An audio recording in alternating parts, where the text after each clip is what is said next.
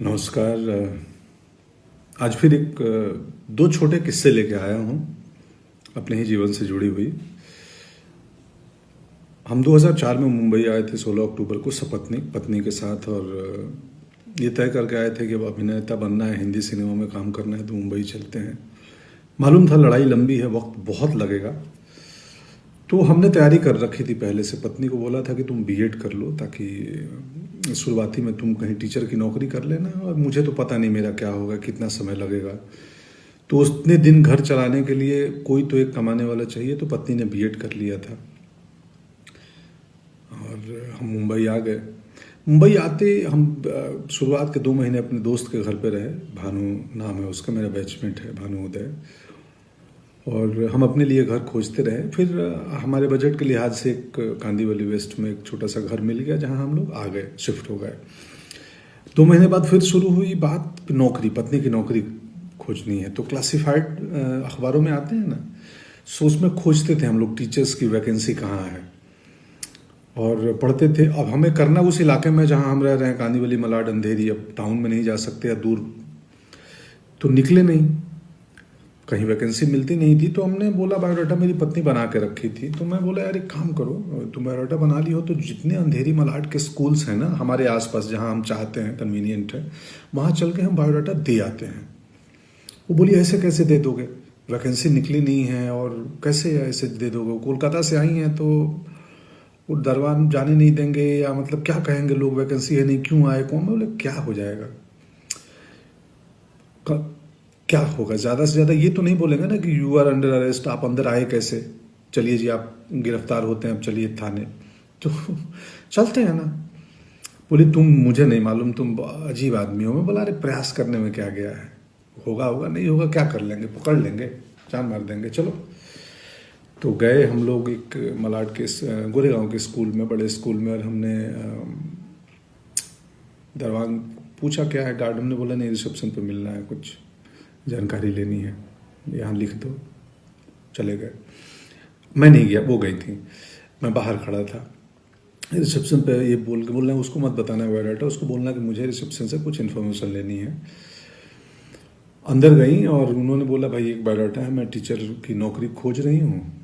तो रिसेप्शन पे जो महिला बैठी थी उन्होंने बोला हमारे पास वैकेंसी तो है नहीं, बट ठीक है आप आई हो तो दे दो, हम एडमिन तक पहुँचा देंगे, अगर उनकी ज़रूरत हुई तो आपको बुलाएंगे। कट्टू सिनेमा वालों की भाषा है कट्टू, मतलब इसके बाद मैं एक दूसरी कहानी पे आता हूँ। बायोडाटा दे दिया, उस महिला ने बोला कि एडमिन तक खबर दे दूंगी, ज़रूरत पड़ी कभी लगी तो बुला देंगे। आ गई, बोले चलो ठीक है, बस हमने अपना काम कर लिया। दूसरी कहानी मेरी क्या चल रही थी, मैं उस समय हार्ड कॉपी तस्वीरों का वक्त था, तब मेल नहीं आए थे कि हम मेल कर दें तस्वीरें, या ऑडिशन बाद का चीज़ है, पहले आपकी तस्वीर पसंद आनी चाहिए तब ऑडिशन के लिए बुलाते थे, और तब कास्टिंग डायरेक्टर्स भी नहीं आए थे। अभी जो बहुत सारी कंपनियां हैं, बहुत सारे लोग हैं, करते हैं और अच्छा काम कर रहे हैं।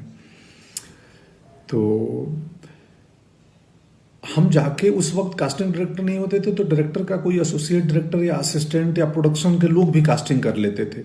और तब कास्टिंग मतलब बहुत छोटे छोटे रोल्स में नए एक्टर को लिया जाता था, और जो भी एक सेट पैटर्न था, ये हीरो, ये हीरोइन, ये विलेन, वकील, इंस्पेक्टर भी सेट थे।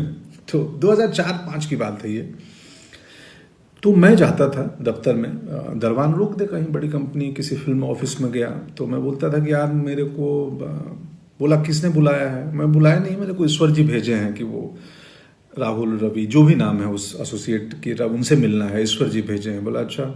वो फ़ोन करे कि भाई कोई आए हैं, पंकज नाम है, ईश्वर जी भेजे हैं। तो बोले अच्छा कौन, भेज दो भेज दो, मिलता हूँ, देखता हूँ कौन। या अंदर पहुँच जाए, छोटा दफ्तर हो, रिसेप्शन तक पहुँच गए सीधे, तो फ्रंट डेस्क पे जो भी रिसेप्शन पे महिला बैठी हैं, जी हाँ क्या। मैं बोला एसोसिएट डायरेक्टर से मिलना है। तो किसने भेजा है आपको, कैसे आए हो, क्या है रेफरेंस। तो मैं तो बोलता था वैसे ही आया हूँ, लिफ्ट से आया हूँ अभी बस ऊपर। नहीं नहीं नहीं, यहाँ भेजा किसने है। मैं मतलब वो ईश्वर जी भेजे हैं बोल के उनसे। ईश्वर जी, बोले हाँ बता दो ना उनको, वो जानते हैं। तो ईश्वर जी भेजे हैं, कोई पंकज आया है कास्टिंग वाला। बोले चलो आता। तो या तो कास्टिंग वाले निकल के आए या मुझे अंदर तक भेज दी जाए। मेरे पास कास्टिंग वाले आए, बोले हाँ जी बोलिए बताइए आप। तो मैं बोला जी मैं एक्टर हूँ और ये मेरी तस्वीर है, और मुझे पता चला आप कास्टिंग कर रहे हो। तो बोला ये बट ये ईश्वर जी कौन ईश्वर जी भेजे हैं वो प्रोडक्शन में या कुछ कॉस्ट्यूम या किस डिपार्टमेंट, कौन से ईश्वर जी? मैं हंस देता था, बोलता था वो ईश्वर जी जो उधर बैठे हैं, जो सबको भेजे हैं दुनिया में। तो कई लोग हंस देते थे, ये 2-4 बार ही हुआ, अक्सर नहीं हुआ है ये किस्सा। कई लोग हंस देते थे और बोलते थे यार बढ़िया सेंस ऑफ ह्यूमर है या बढ़िया अप्रोच है तुम्हारा, लाओ तस्वीर दो, कहाँ से एक्टिंग सीखे हो, क्या किए हो। एक आध नाराज भी हो जाते थे। 2-4 बार किया था ये। मुझे मेरे दोस्त आज ही फोन आया था दिन में, हेमंत का, तो उन्होंने बताया कि यार तुम याद है तेरे को, तो ईश्वर जी बोल के कहीं घुस जाते थे कि ईश्वर जी भेजे हैं। तो याद आया। और हम एक्टर्स को कैसे पता चलती थी कि कास्टिंग कहाँ हो रही है, एक इन्फिनिटी मॉल है अंधेरी में, वहाँ पे बहुत सारे एक्टर्स शाम को बैठते थे और वहाँ इन्फॉर्मेशन एक दूसरे को दी जाती थी। हम इतने वहाँ इकट्ठे होने लगे कि बाद में मॉल के जो सिक्योरिटी मैनेजमेंट, सिक्योरिटी वालों ने हमें खदेड़ दिया कि तुम लोग चले जाओ, यहाँ भीड़ नहीं चाहिए। उसमें पूरे हिंदुस्तान के गांव खेड़े से, छोटी जगहों से आए हुए हमारी तरह एक्टर्स थे, बहुत सारे बहुत सारे। बाद में सुजान सिंह चौक बन गया, वो भी एक एक्टर हैं सुजान जी। हम बहुत सारे दोस्त हैं, हम नाम लूंगा तो 1000 नाम हो जाएंगे जो वहाँ बैठते थे। पत्नी की कहानी पे बायोडाटा दे के चली आई, एडमिन में जाएगा। दूसरे दिन कॉल आया कि जी आप आइए, एक इंटरव्यू के लिए प्रिंसिपल ने कॉल किया है। वो गई, इंटरव्यू दी, उनकी नौकरी हो गई, पढ़ाने लगी, हमारा दुकान चल गया। और मैं ईश्वर के बहाने से दफ्तर दफ्तर घूमते रहा। मेरे ईश्वर काम नहीं आ रहे थे, कास्टिंग नहीं हो रही थी, थोड़ा वक्त ज़्यादा लगा। ईश्वर काम आए, मौके मिले, बहुत सारे मौके धीरे धीरे मिलने लगे। गैंग्स ऑफ वासेपुर पहला मौका था जिसमें मुकेश ने, तब तक कास्टिंग डायरेक्टर आ चुके थे और तब तक वो पैटर्न ख़त्म हो गया था कि किसी भी बहाने एसोसिएट या असिस्टेंट तक घुस के अपनी तस्वीर दे दो या इंट्रो दे दो कि जी मैं एक्टर हूँ। तब तक प्रोफेशनल माहौल बनने लगा था। गैंग्स ऑफ वासेपुर में मुकेश कास्टिंग, उसके पहले अभिमन्यु रे थे यशराज में, वो कास्टिंग कर रहे थे। तो कास्टिंग डायरेक्टर्स का चलन हो गया था। हनी भाई आ गए थे, जोगी भाई आ गए थे, ये सब कास्टिंग डायरेक्टर्स हैं। बाद में अभिषेक की कंपनी आई। सो बहुत सारी अभी कंपनियां हैं कास्टिंग की काम करती हैं बॉम्बे में। सो पत्नी की नौकरी लग गई और मेरे ईश्वर कुछ सालों बाद काम आए और जब प्रोफेशनल हुआ माहौल तो हमें काम मिलने लगे। और बाद के दिनों में अब तो इतने ज़्यादा काम मिलने लगे कि घर पे किसी एक को रहना ज़रूरी है, मेरे और पत्नी में से। तो पत्नी को स्कूल की नौकरी कुछ साल पहले छोड़नी पड़ी और अब वो घर चलाती हैं, मुझे मैनेज करती हैं, हमारे बाकी बिजनेस को मैनेज करती हैं। ये है किस्सा। कुल जमा बात इतनी है कि प्रयास नहीं छोड़ना चाहिए।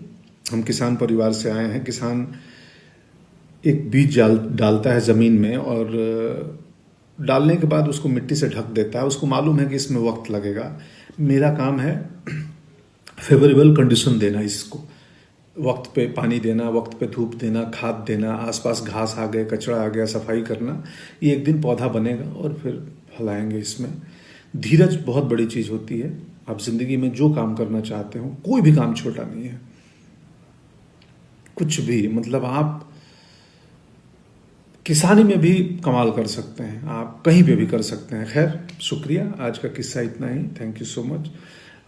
कोरोना से डरना नहीं है, लड़ना है। लॉकडाउन को गंभीरता से पालन करें और बाकी उपाय हमें मालूम ही है। हाइजीनिक मेंटेन करें, एक फिजिकल डिस्टेंसिंग मेंटेन करें, अगर ज़रूरत हो एसेंशियल चीज़ों के लिए बाहर निकलना पड़ रहा है तो। और बस यही है। शुक्रिया। आप सबको बहुत सारा प्रेम और स्नेह, और पूरी दुनिया खुशहाल रहे, ऐसी कामना है प्रभु से। जय हिंद।